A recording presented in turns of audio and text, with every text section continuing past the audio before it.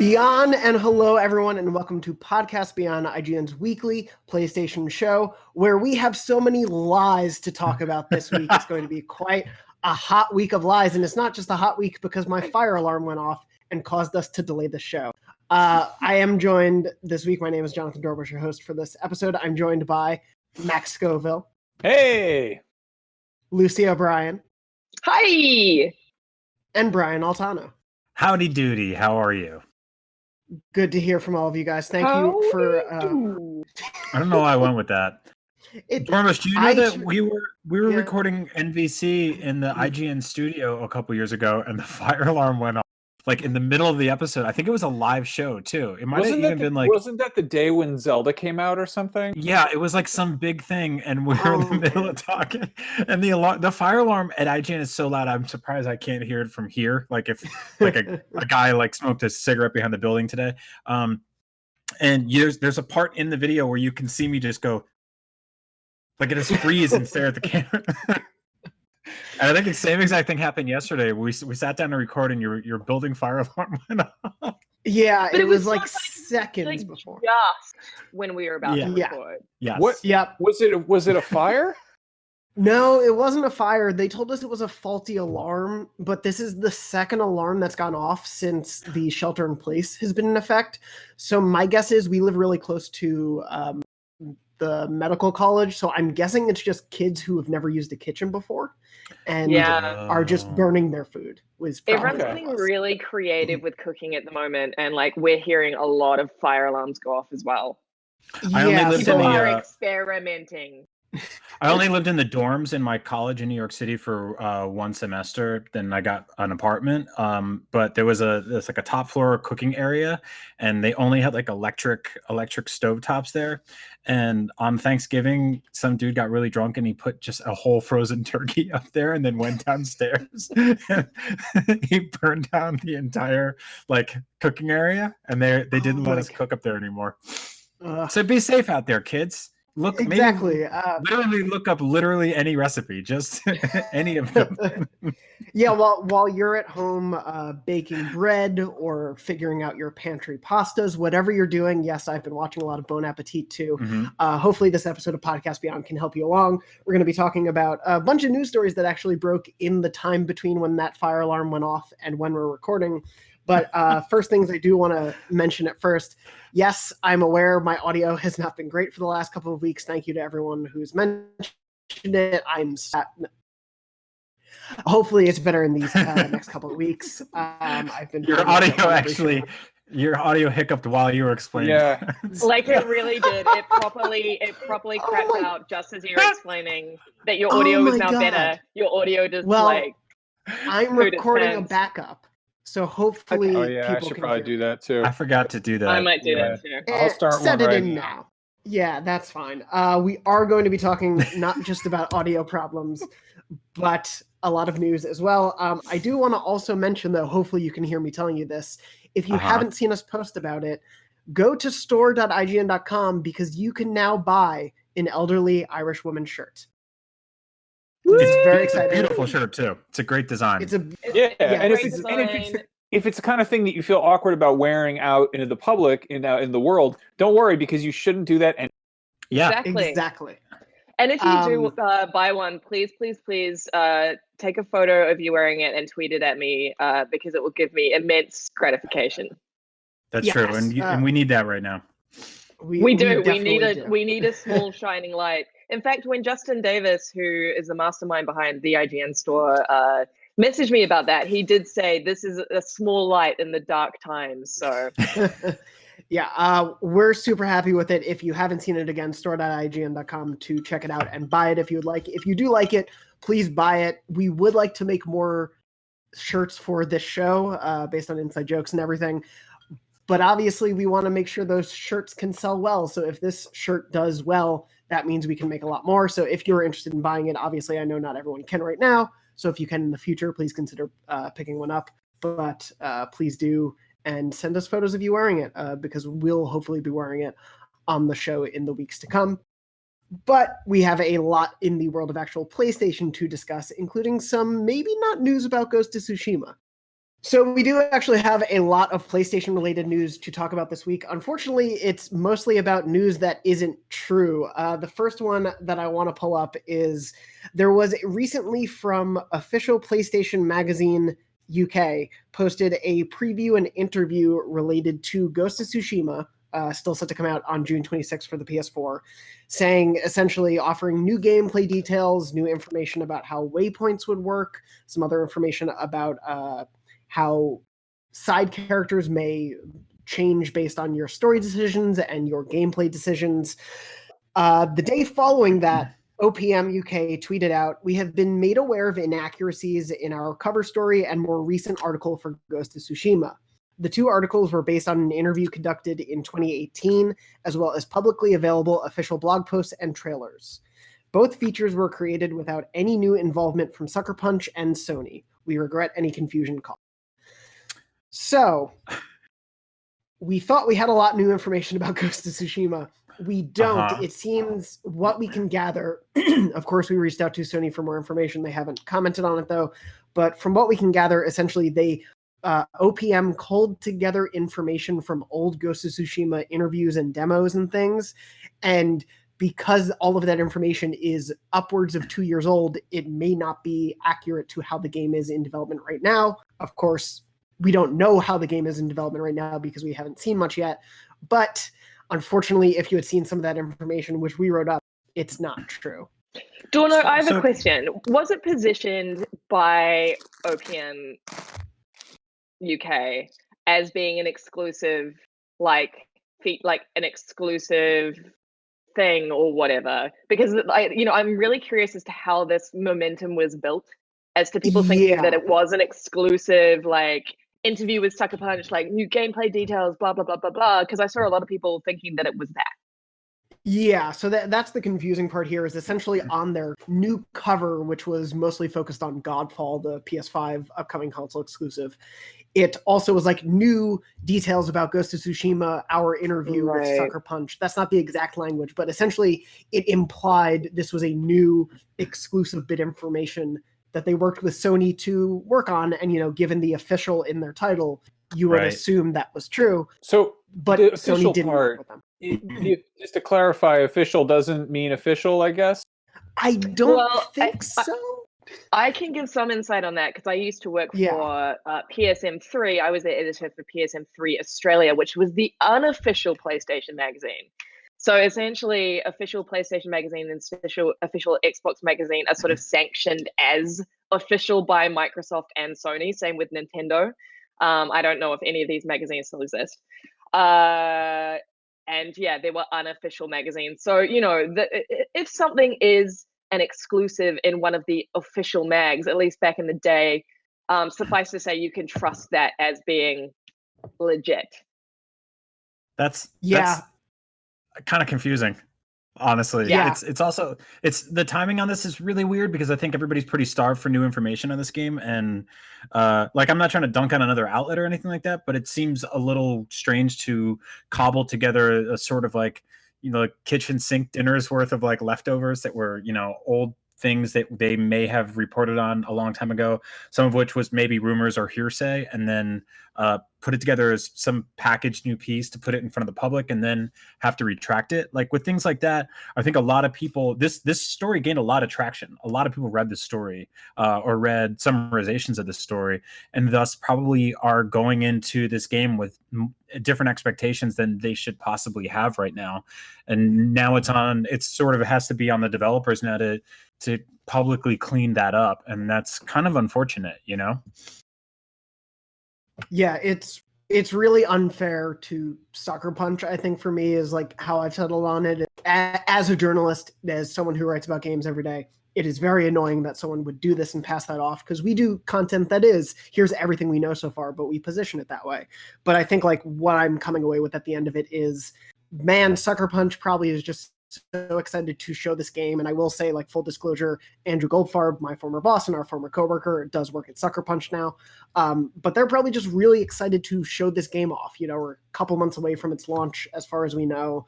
They really haven't shown too many trailers. This is a really big question mark, but an exciting one. that I think PS4 players just want to see more of. And so it's unfair to them to have to like prove against a story that wasn't part of their make. Yeah, absolutely. To move on from that, though, in terms of other weird things that aren't true, on the day we're recording this Wednesday of this week, you may have seen suddenly a bunch of PS4 exclusives being listed for PC on Amazon France, including Bloodborne, Days Gone, Persona 5 Royal. Those are not true either.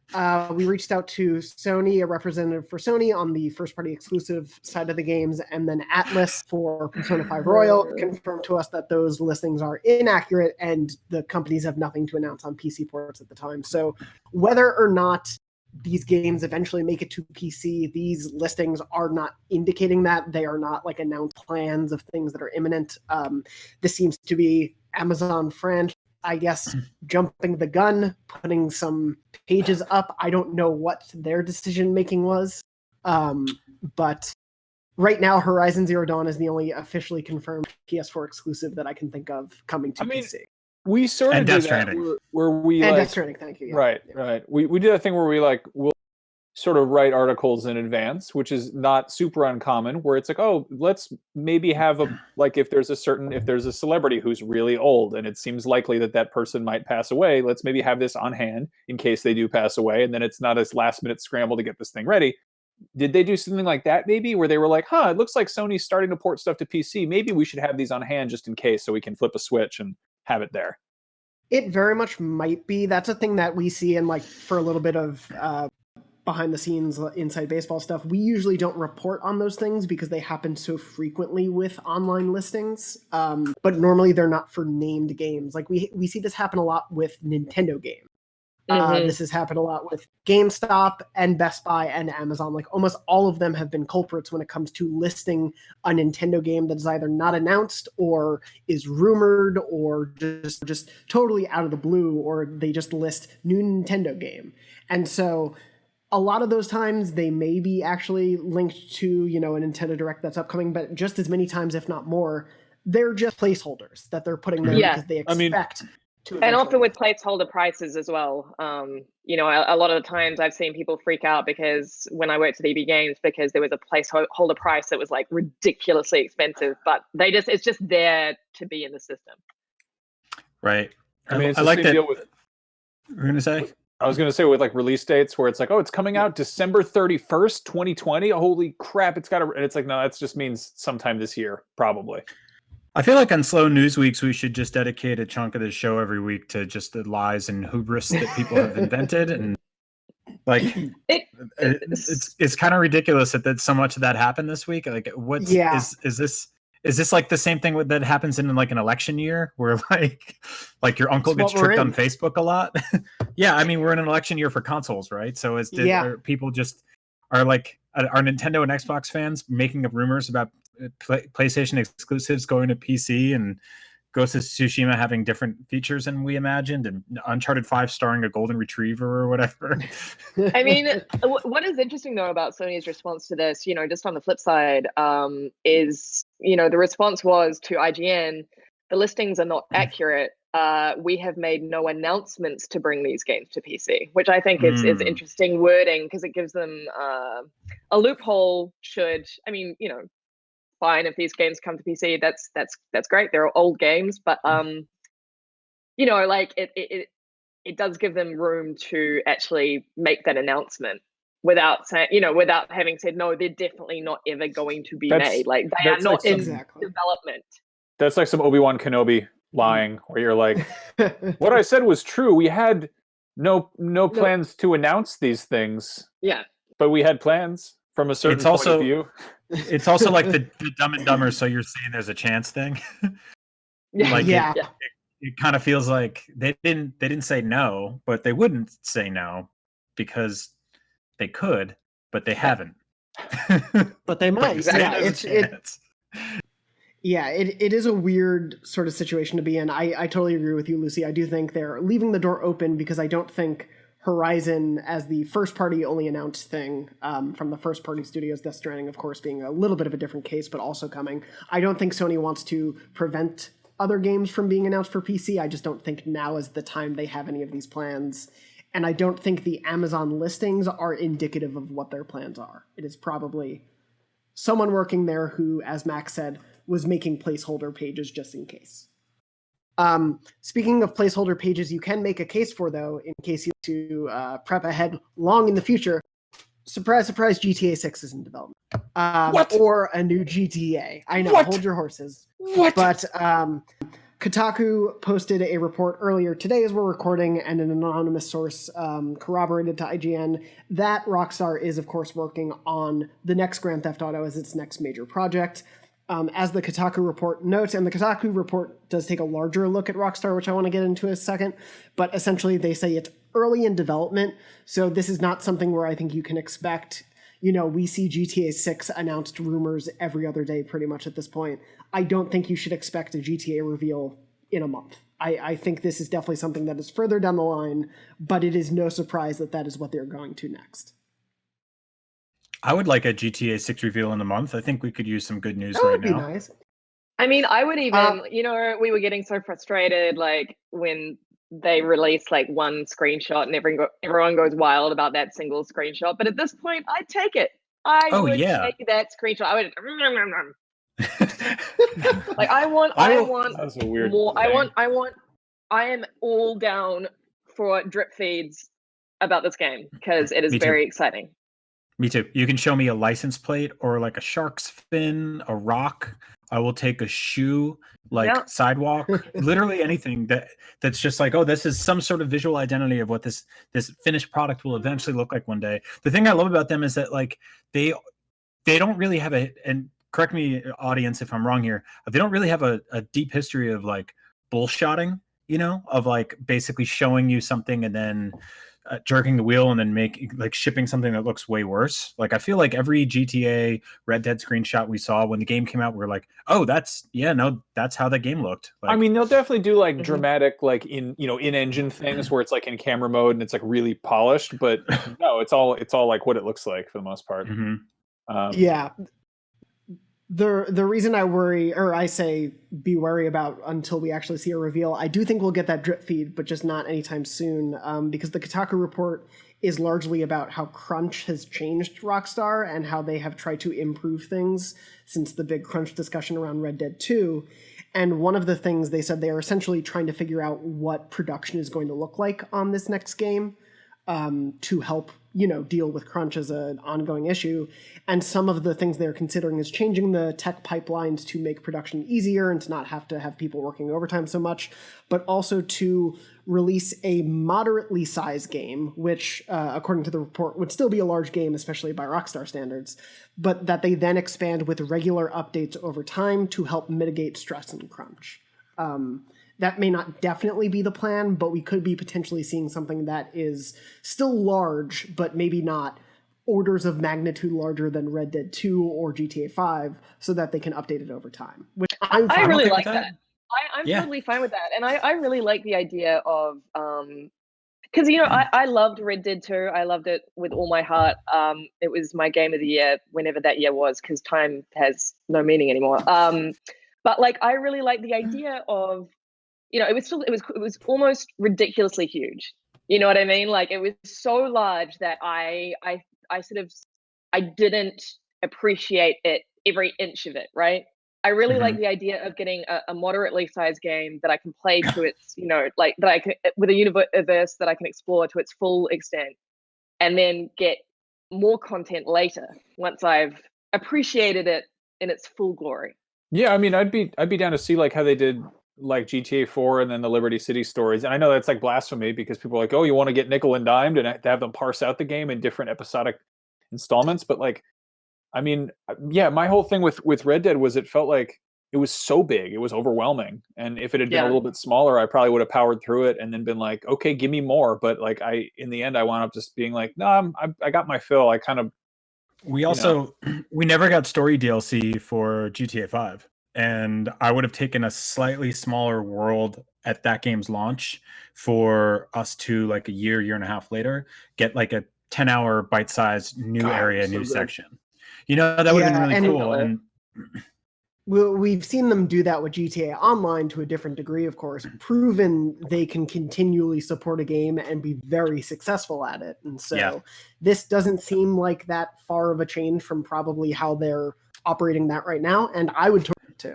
It would also it'd be interesting if they did, like, I mean, let's say maybe they port GTA 5 to next gen, but instead of it being like the full campaign, maybe it's the full campaign plus a little extra bonus story DLC, but it's like a discount price because they've already made this 3 times, you know? Yeah. I'm just hypothesizing here, but like I feel like they are so close to like flipping the switch with GTA Online and making it free to play, just because it's so many people have it already, and they're making money from repeat customers. Basically, it's free on Game Pass already, so like, you know, it's not like if they're like, hey, we're re-releasing it again, I don't think like a million people are going to go out and buy it all of a sudden. Like they probably will as well, but like it just is easy to be like, hey, we've got like here's a new story thing that would get enough people's ears to perk up, and then maybe they'll stick around to do online stuff. Totally. Yeah, potentially. I wonder if Red Dead made them the money they wanted it to make them. Red Dead made insane money, but it didn't make GTA money. So I think that's still their biggest cash cow by far. It's interesting because it's like I don't really know what like a scaled down version of GTA looks like after Red Dead, because to me everything only gets bigger and bigger, you know, and like even like a bigger version of GTA 5 is just I just can't even fathom that, because there were so many details in that game. I would say that it's like you could potentially rein in some of the sort of superfluous features that we saw in Red Dead, such as like shrinking horse testicles. You know, like if they're working on like a thing where like Trevor's dick gets smaller when he goes in cold water, like you can scrap that and let a guy go. I was in the pool. No. This is the thing. Like, if you've been to any Rockstar press event, you know that the shrinking testicles are what they pride themselves on. Rockstar is all about those little details, and that is what differentiates them from other developers. I know, you're right. But I mean, you know what they should do? What? They should take Red Dead 2, that big old sprawling, beautiful, expansive nature, and they should turn it into suburbia and then have Bully 2 set there. Yeah. They should just bulldoze it and fill it with tract housing that all looks the same. Basically do all the worst things that happened in suburbs anyway and be like, oh, let's put a mall here. That's an easy, lazy thing to do. Let's put like the same house 800 times. And then let's have BMX bikes instead of horses. And let's have these boys going around with slingshots, causing a ruckus, getting in some antics. It'd be great. I just want a new game to talk about. Good God. Yeah. I would happily take that as well. I would really like a... No, I was gonna say I would really like an open world Rockstar game that's like PG-13. Like, actually, I really like what is it? Simpsons Hit and Run and Lego City Undercover. Those are like PG games where you can cause ruckus and antics and tomfoolery and such, but you don't have to shoot anybody. I'm all about the shooting and the sex and the drugs, and I love all that. I would really love to see more AAA companies like rise to the challenge of making an all ages game. And I realize that's like such a mom thing to say, but like, I don't know, like you look at like Last of Us 2, it's like, all right, you can make like a compelling human story where people get like throat slits and there's disembowelings and horrible things. But like, okay, can you like an Oscar winning live action movie, like Children of Men can make me cry, but so can Ratatouille. Let's see you do a Ratatouille with a Crash Bandicoot. Yeah, I'm actually surprised. What were you going to say, Jonathan? I was going to say that I always hope that despite the success, obviously, of Spider-Man, I hope that has not let Ratchet and Clank die. Like, that 2016 remake was so good, and I think set them up for doing such a great family-friendly, all-ages experience, and I do hope we see more of that. I'm actually surprised they haven't done that with Fortnite yet. I mean, they have the assets, they have the engine, like just... It's essentially an open world game that shrinks anyway. Just make one that shuts the timers off and has like some story beats to it and get that Rockstar money. They're already getting that Rockstar money, but get more of that Rockstar money. They had saved the world, and then they put out Fortnite Battle Royale. Right, and they, but it will be very what they do on the scope side of things. I would love a Bully 2 as well. I think I would be okay with them keeping the scope that they already have made with Red Dead 2 and GTA 5, but just filling it with more dense detail and then expanding over time. Also, put Chinatown Wars on Switch. Just do that. Just drag and drop and make everybody happy. Yeah. Just throwing that out there. Perfect. Work more. Couple more news pieces I do want to get through before we talk about what we're playing and before my dog yells at me with his barks. I did want to mention, as of right now with the show as we're recording, if you own a PS4, regardless of whether you have PlayStation Plus or not, you can get a few free games during this sort of stay-at-home initiative. Sony announced that they're currently letting people download for free the Uncharted Nathan Drake collection, so Uncharted 1, 2, and 3, as well as Journey for PS4 from that game company. That's awesome. That is one of my favorite things that any company has done through all of this. That is such a phenomenal collection of games. If you haven't played them for some odd reason, especially Journey, Uncharted sold millions of copies. Journey is obviously a big hit and an indie darling, but it's like a 3-hour game. And if you haven't played that game for whatever reason, because you didn't want to spend $10 on it, please play through that now. It is beautiful. I think there's probably a good selection of the Uncharted audience that hasn't messed with Journey, and a good selection of the Journey audience that hasn't messed with Uncharted, but they're both, phenomenal games or game series in different ways. So it's like, get in there, give it a shot. Mm-hmm. Free. Yeah, they're both very different but very exciting opportunities for free games. You don't need to be a PS Plus member, so if you aren't subscribed to that, obviously there are free games every month for that, but these are just for everyone. They're available to download, and you do get to keep them starting from April 15th, and you can download them through May 5th, but then they are yours to keep for forever, which is great. This was also announced as part of a larger initiative that Sony will be also setting up a $10 million earmarked fund to support indie devs who are, partners with PlayStation. So more details are going to be coming out about this, so including how to participate, all of that sort of thing. So if you are a developer listening, they'll have more information soon. But right now they're saying we've put aside $10 million. We will help indie devs during obviously a very strange time as they're making their games. And yeah, as Lucy just said, this is another great move. I'm really happy they're doing this. It feels like one of those things. Indies were so important to the launch of the PS4, and we sort of saw them go away over the course of the PS4 in terms of their importance to Sony as a brand. And I feel like at least in the last maybe 6 months or so, they did recently hire Greg Rice, I believe, from Double Fine, and made some other moves. It feels like Sony is putting an emphasis again on indies, which I really appreciate.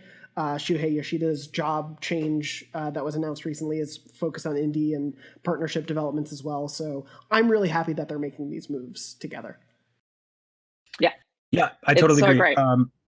I was going to say that it seems like they kind of subdued that entire movement for a couple of years because of rising costs. And I think it seemed like a bunch of games that probably started with a small mid-tier budget spiraled out of control a little bit. And they really started focusing on AAA stuff, and that paid off, obviously, because they've had a phenomenal lineup this generation. That said, I don't really care about how powerful a system is, because a significant portion of my playtime with it will inevitably be quirky, stupid platformers and puzzle games alongside the massive open world games and shooters and, third person action games and stuff like that. So I'm really happy to see them sort of tilt this focus back to getting a little bit of everything on there and not just the big games. The big games invariably always get delayed and everything too. And I always look at indie games as awesome things to kind of hold you over between the gigantic God of Wars and Last of Us's. Also, if we're getting weird new features with the PS5, haptic feedback rumble or a pulse sensor or whatever the hell it is actually supposed to do, a create button, I feel like indie devs are the perfect people to really get weird with that, implementing incredibly strange new features with a massive AAA budget isn't necessarily the best way to, experiment, but getting smaller weirdos to get strange with it is good. There was a game that came out specifically for the Kinect right at the end of the Kinect's life cycle, which was just so devastating. I ended up reviewing it. It was called Through. I forget who it was by. If you remember, please shout out. And And it was just exactly that. It was like an indie team that just made incredible creative use of this piece of technology that was otherwise pretty much like maligned. And I'd love to see people like indie devs experiment with these features like right from the get-go, because I felt so bad for that team, at the very end of the life cycle. So it'd be awesome to see more people jump on these new features and create new ways to play. Mm-hmm. Yeah, it was developed by a company called Through Games, Lucy, and I cannot find what they've done since. I don't know about that, but obviously, yeah, unfortunately. But obviously a fun, can help devs who are maybe in the middle of production or just finished production and are trying to figure out what they're going to do next. This will hopefully be really helpful in setting up what comes to the PS. And that, to me, is very exciting and a great move to show. Sony obviously is the market leader. I think we've seen a little bit of, they feel apart from things because Microsoft and Nintendo have put so much of their messaging a part of the entire industry. We're part of all the movements and all of these things. I'm glad that Sony is dipping back in sort of movement. The other bit of information I want to discuss this week is a rumor that broke over the weekend. There was a little bit of it that we've discussed earlier on the show, largely that Resident Evil 8 is likely coming next year, according to these rumors. But Video Games Chronicle reported that apparently a Resident Evil 4 remake is properly in the works, aiming for a couple years from now, an estimated release window in 2022, according to Video Games Chronicle. Development is being led by the Osaka-based M2, a new studio founded by the former Platinum Games head Tetsuya Minami, which has been prepping for the project since 2018, and they apparently contributed to RE3 development, so have some experience with remakes. But yeah, I wanted to bring this up because obviously we have some RE4 fans on the panel, and we've talked about what Capcom should do next. How do you all feel about this being the next remake, if it's true? So to get two things out of the way, one, yes, I love Code Veronica. I am sad that they're skipping right over that. It's a great game. It's super weird. I think it paved the way for a lot of the cool stuff they've done after, including the stuff they're doing now. And two, I know Resident Evil 4 is a perfect game and it doesn't need a remake.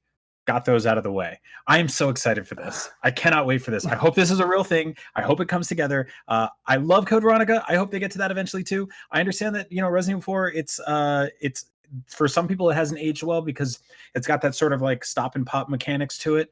And for other people like me, I can play through it once or twice a year and it still holds up incredibly. That game memorized front to back. I am giddy with the idea of playing through that game with the sort of graphical fidelity that we got with Resident Evil 2 and 3, just with probably full player movement. I know that would fundamentally change a lot of things, but there are some wonderfully, disgustingly grotesque bosses in that game, and I want to see how great they could look now. Some of the best bosses of all the Resident Evils are in Resident Evil 4, by a mile. You could fill a list of the best bosses of Resident Evil across the whole series, and the bulk of it will be Resident Evil 4. Yeah. There's also the Mercenaries, which was started in RE4 and kicks so much ass. I probably spent 100 hours playing that game. The thing about Resident Evil 4 is that mechanically at the time it was one of the best feeling third-person action games ever made. It was also a 15-20 hour game for people playing through on their first time. So it's sort of unheard of, especially considering you look at Resident Evil 3, that's a 5-hour game, which has a ton of content cut from its original iteration. And so I do hope that they find a way to keep the sort of strength and duration of that game. The game kind of falls apart in the third act, but I still think that that's part of the whole thing there. It's part of the whole story. So they could truncate that part, but I do hope we don't get a Cliff Notes version of Resident Evil 4. I mean, I totally agree. And I think in this instance, with 2 and 3, we saw those games very much remixed. They weren't kind of one-to-one faithful. I think Resident Evil 4 could definitely do with a more faithful remaster, in terms of the very, very similar beats across the whole way through. I want to see it in the RE engine because you're right, Altano, just playing through 2 and 3 in that engine has just been the most incredible experience. But I kind of want to see it because it's a much more modern game as well. It totally discarded all the old trappings of 2 and 3 survival horror and recreated it and sort of came up with a whole new formula in the process that was revolutionary for video games, period. So I don't think it needs that remix. I think that I want to see a more or less very faithful recreation just in a brand new engine. I completely disagree. I think that like RE2 and 3, obviously they do have like kind of dated mechanics that needed updating, and whereas RE4 like feels mostly the same, it still is almost jarring how like familiar it is while still being like kind of dated. Right.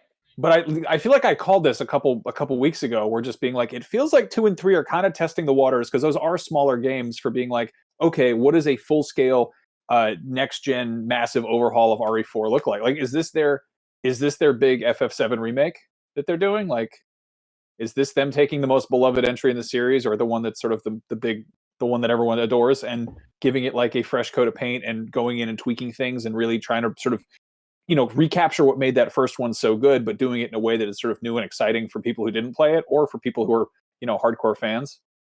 Okay, Yeah, I like. All right, possibly. no, I like that idea. I do like that idea. I just do want. I really want to make sure that the idiosyncrasies of Resident Evil 4 are intact. And I'm sure, like, we are seeing, amazing remakes these days with Resident Evil, with Final Fantasy, that do capture the essence of what made those original games so good. Part of what I just really want from the remake of 4 is that those weird aspects of it are still there. You know what I mean? Yeah. Like, what are you buying? Like, stuff like that is like, you can't remove that from the game. It is so inherently tied to Hearing that there's an ex-Platinum dev involved with this is like incredibly good to hear, because they're really good at finding that balance between like, basically like live action anime and incredibly weirdness, like badass and campy. Yeah. Like, like Bayonetta turns her hair into a whip and fights a missile or whatever. Like, it's just her shoes are guns. Like, that kind of absurdity is, obviously like it's going to be different people working on it, but I feel like so much groundwork has been laid with 2 and 3, and 4 is really kind of like, that's sort of their chocolate and peanut butter. Like, that is equal parts action and horror, and those are sort of two things that are tried and true. Whereas I feel like getting people who are more akin to like action games into survival horror is kind of an uphill battle. But if you're like, hey, here's the one that's like a little bit of everything for everybody, Mm-hmm. I want to see what they do with it structurally. Like, I really hope that they kind of take the way that game is laid out, and it would be fascinating if they made it from being, a series of sort of hallways and set pieces into making it that island feel like a real proper location. Mm-hmm.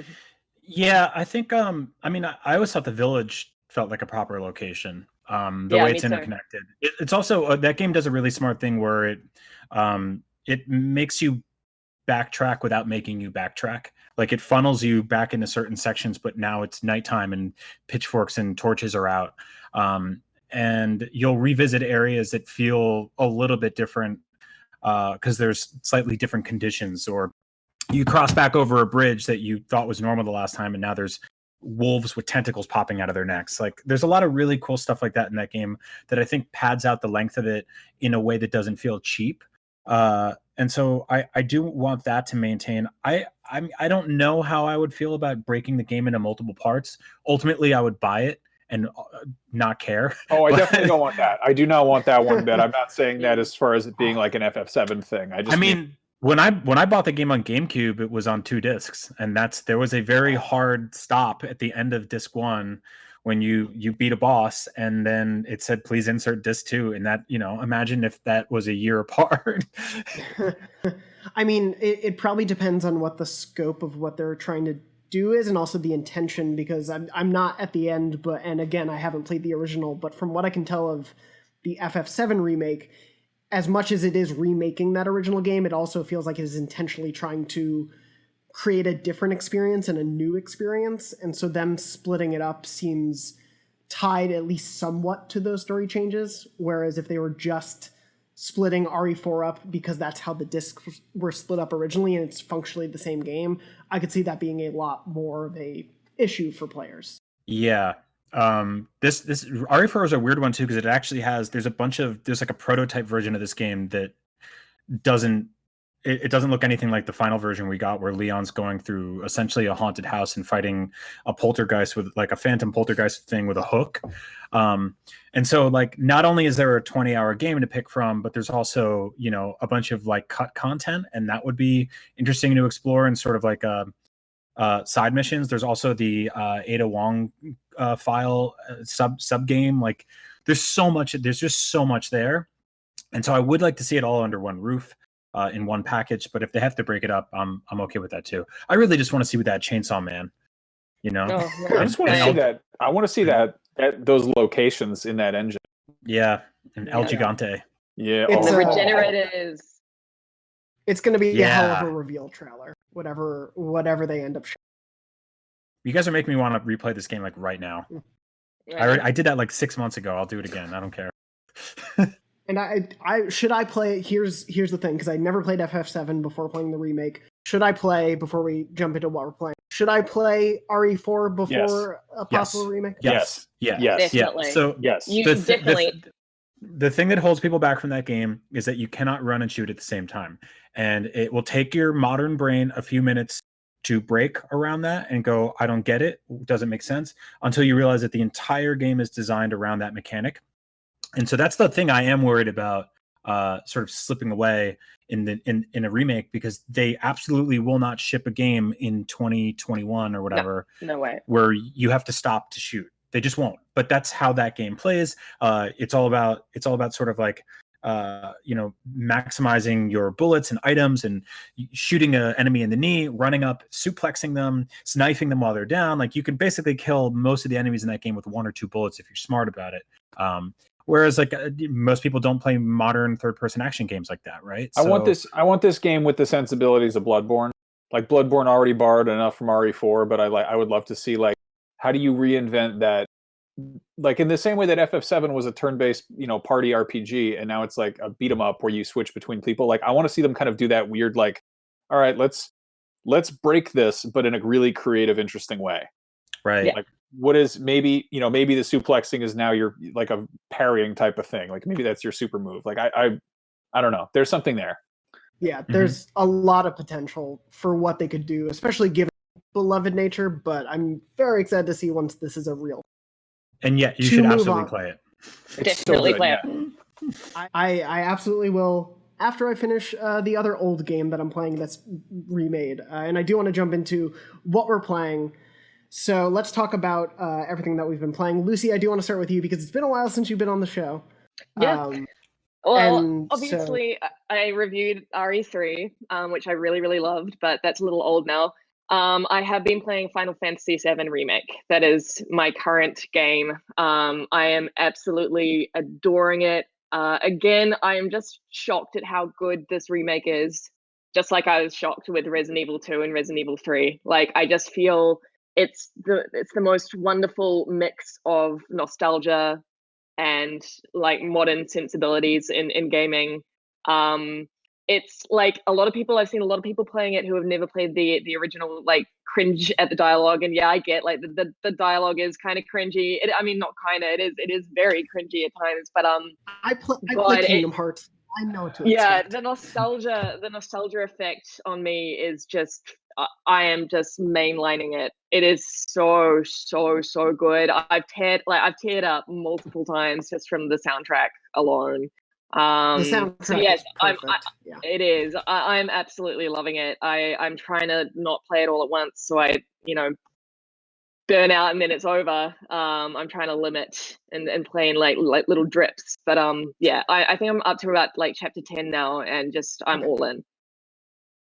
Awesome. Yeah, we'll stay spoiler free as we're talking about the game. Still, obviously, people are jumping in and playing right, so we won't spoil anything, but we'll talk about it in spoiler detail later on. I'm I think 3 chapters away from the end and feeling the same way. Save the nostalgia. No nostalgia for it, but absolutely loving it. It's so ridiculously good looking. Like this and so RE2 beautiful. and RE3 and the RE engine.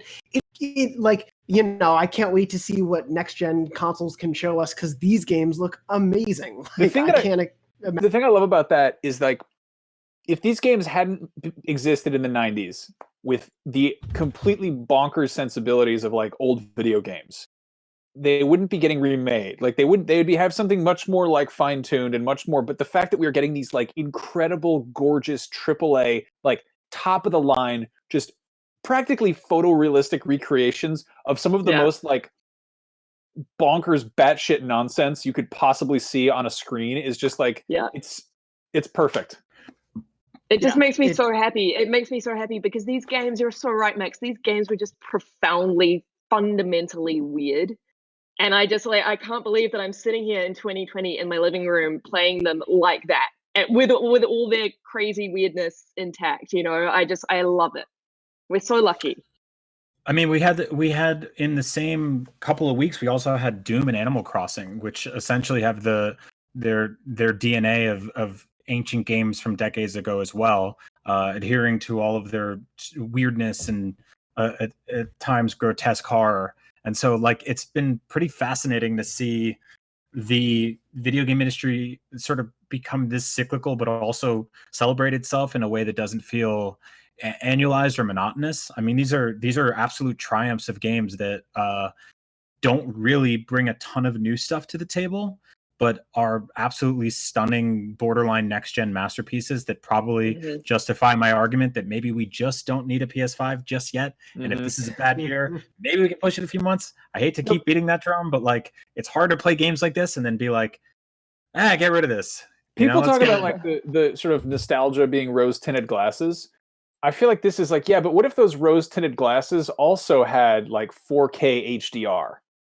Yeah. And it's just totally. It's such a it's such like a bizarre thing to be like closing off this console generation with like revisiting games from 20 years ago, but given this like just insane amounts of money and time and effort and talent thrown at them to make them like, all right, let's make them look how you remember them.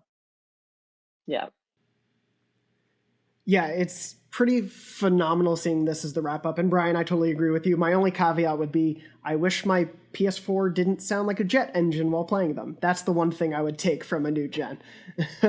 I worry every time I'm playing FF7 that my console will die and I'll never finish it. But Max, I know you've been playing FF7 as well as Below a little bit, right? Yeah, I jumped into Below. That's the Cappy Games procedurally generated, very sparse roguelike that it came out. It was in the works forever. I remember doing like interviews at like, I want to say like PAX Prime 2012 or something. And it was originally on Xbox One exclusively. And it's like it's kind of a weird like survival roguelike where you keep going further and further into these caverns. And they just put out a new version on PS4, which adds this sort of, I think it's called like Explore mode. Yeah, that's exactly it. I'm playing it too. Yeah. What do you make of it?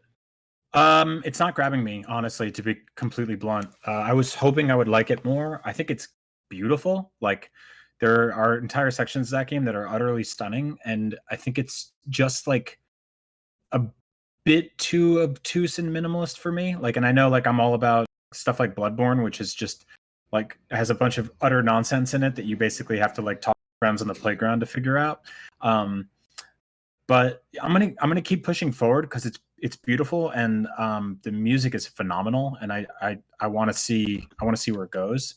But I wish I loved the first few hours a little bit more. Yeah, but I've desperately wanted to love this game in all the various iterations I've checked out, but I feel like when the sort of way the landscape has changed since it was first revealed and announced, like it was this kind of cool like, oh hey, it's sort of like the original Zelda, but it's like really sparse and like really, there's minimal HUD and it doesn't tell you everything, and it's very like, and then we got like Breath of the Wild, and that that kind of, I think, sensibility with making sort of smaller sparse survival games became like really common, and I feel like it took them too long to make sort of a more accessible mode. Not that I'm complaining about being a baby, it's just like it's very much a game where you have to do a lot of the legwork to really get into it, to really invest your time in it, because it's you die and you have to go, like, your character like basically washes ashore again, and you're like, oh, I have to go all the way back through this cave, and you walk kind of slow. It's that kind of thing where you're like,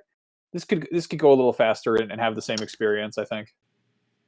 Yeah, it's not a thing to try out for 20 minutes and see if it's right. You do need to dedicate a bit to it, and I'm feeling the same way, but gonna stick with it, as Brian said. But unfortunately, we're a little short on time, so we'll wrap up there. And to save everyone, I won't yell a memory card through spotty audio. But thank you all so much for joining me for this episode. I'm glad we could all be together again. And just thank one you. Quick thing. If you do really want an elderly Irish woman T-shirt, like you don't have to be polite. Like I know that not everyone is going to want one of these weird in-joke T-shirts, but if you do really want one and you can't afford it right now because of the current disaster, hit me up on Twitter and I will send one your way. You're a sweetheart. Thank you, Lucy. You are wonderful. And thank you to everyone who's listening. Whether you want an elderly Irish woman t-shirt or not, thank you for listening and or watching this episode. We hope it's brought you some joy this week. We hope you're safe and you're well, whatever you may be up to, hopefully staying safe at home. Otherwise, Beyond is normally live Wednesdays at 3 p.m. Pacific at beyond.ign.com, youtube.com/IGNBeyond, and your favorite podcast services. You can find us otherwise on IGN.com, as well as Twitter. I am at JM Dornbush, Lucy is at Luce O'Brien, Max is at Max Scoville, and Brian is at Agent Bizzle. Thank you so much to Red, our producer, for putting up with us for this past hour, and thank you for listening and watching, and as always, Beyond. Beyond. Beyond. Beyond.